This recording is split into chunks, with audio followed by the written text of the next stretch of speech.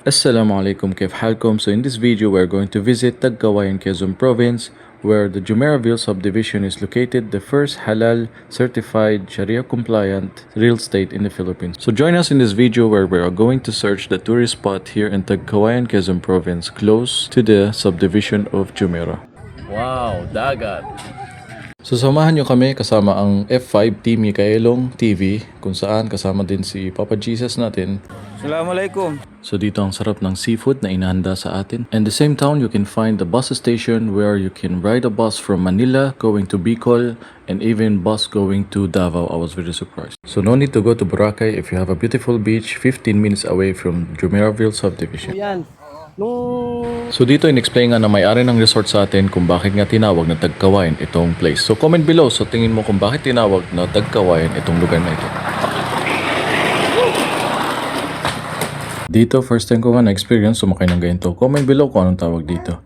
At syempre, after 4 days bago tayo umalis sa Tagkawayan, Quezon Province, ay in-experience muna natin the beautiful river na napakalinis. We tried to swim but hindi ako nangate because fresh water from the mountain. So let's go and enjoy this video. Tara! Sometimes I'm up, up. Sometimes I'm down. Sometimes Okay, so andito tayo ngayon sa office ng Jumeirah. At ipapark natin dito itong kotse, iwan natin. So ayan, 7 o'clock. Let's go to Tagkawayan. Dito si Kailong. Let's tayo para bukas Jumando tayo. Mga 6, ganun 6 oras ang biyahe. Parang Cavite to Pangasinan lang din kung hindi ka mag-expressway. Ano yung dalawa na yun? So ayan, magsala muna tayo. First stop natin.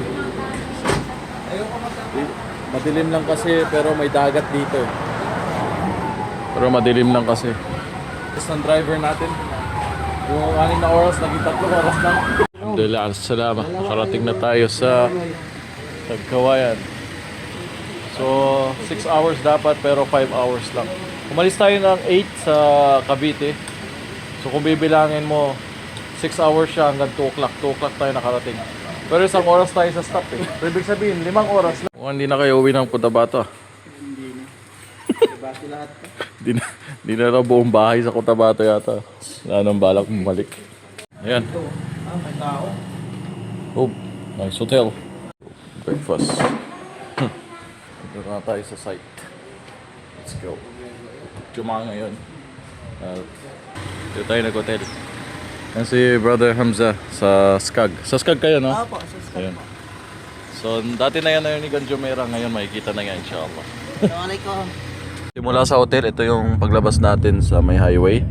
Mayroon 2 fast food dito. Gasoline station na malaki.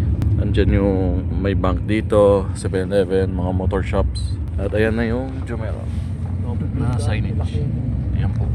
So papasok dito mula town, papasok it's around mga 7 to 10 minutes papasok ng subdivision.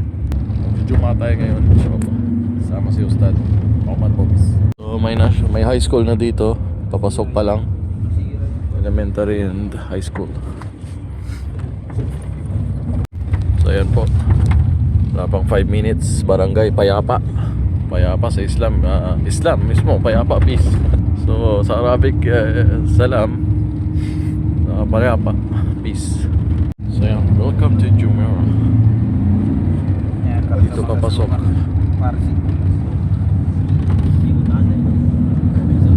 So ito na po yung paliko ng papuntang Jumeirah. Ayan po, barangay Payapa. Tingnan nyo naman, talagang payapa nga naman. Yan mo yung bahay na yun, no? Dream house. Probinsya. Yan Dito yun. kami nag-shoot dati. Yan yung dream house, oh. May ikon yan, may... Malayo sa chika. May yan nga yan. Bispan. Ganda, no? Tapos pag... Sige, ano pa? Pagising mo doon sa ganun bahay, may apat na nagtitimpla ng kape sa'yo. Merong nagtitimpla ng kape. May sinusubuan ka. May nagugas Dito, ng papunta pa lang sa Jumeirahville. May mga tao na nakatira. Hindi, mga iba, hindi pa naman. May Muslim doon. Pero non-Muslim pa yung iba dito. So yan na, ito na po yung madrasa. Unang-unang sasalubong sa atin is yung madrasa. Pwede dyan, pwede. Tapos yung office ng Jumeirah, tapos yung sample model house. So ito yung office. Ayan. Dito malaki yung ano, sample ng model ng village. Ito bro, dito tayo. Ayan, dito tayo. Radon libre. Ito, andito tayo ngayon. 24 hours Ito, naman yan eh. dito tayo ngayon sa may office. Ito, madrasa ito. So, ito yung mga business center. So, yung Grand Masjid. So, ito yung mga house and lot. Dito itatayo. Tapos dito naman mga lot. Lupa lang. Tapos may business center din dito. Yan. Dalawang oras. So, ito yung masjid. At yung madrasa natin. Jumeirahville Islamic School. So dito magaganap itatayo inshallah. Paso. Kain ka muna, sir. Oo, maya na. So this is the masjid.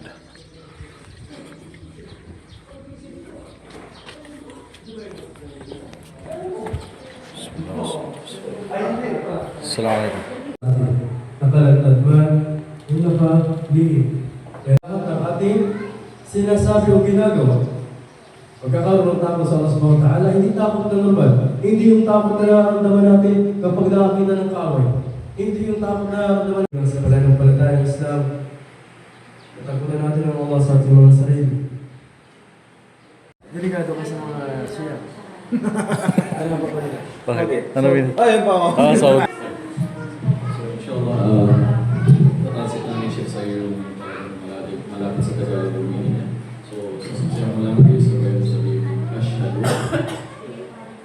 an Asyari. An.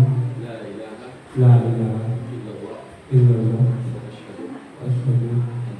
anna Anna. Muhammad. Abdullah. Rasulullah. Wa ashhadu anna Isa Abdullah.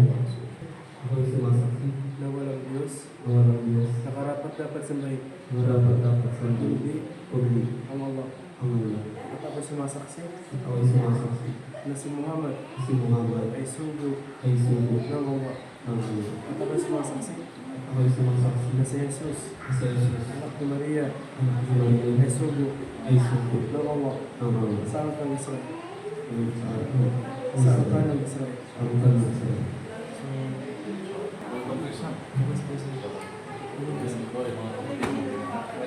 Ayan, naka-ready na ang lunch.